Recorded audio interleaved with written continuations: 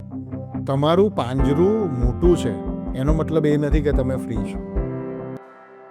તમે વિચારો કે આપણે જ્યારે એક એજમાં હતા, જ્યારે 20 વર્ષની, 18 વર્ષની, 22 વર્ષની એજ હોય, ત્યારે તમને એવું થાય કે હું આ કરું, હું કોઈક દિવસ એકલો ફરવા જતો રહું, હું ભાઈબંધો જોડે 8-10 દિવસ ક્યાંક ગુમ થઈ જાઉં, મારી બુક લખું અને પબ્લિશ કરું, કે બધા 50 વિચારો તમને આવે.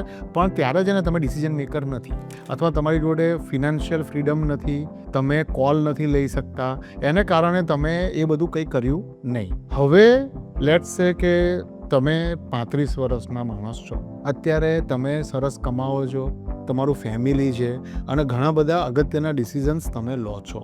હવે તમારી જોડે એ ફ્રીડમ છે, પણ તમારું છે ને ખાલી પાંજરું મોટું થાય છે.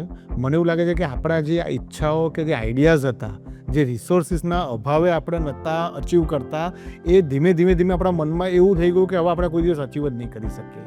એટલે જ્યારે આપણી જોડે આજે જગ્યા છે એ વસ્તુ કરવાની, ત્યારે મારા ખ્યાલથી એ પેશન, એ થોટ, એ સપનું છે ને ક્યાંક ખોવાઈ ગયું છે. તમે તમારા જૂના સપના યાદ કરો, પાંજરું ખોલો, પંખ છે એને ફેલાવો અને થોડું ઉડો.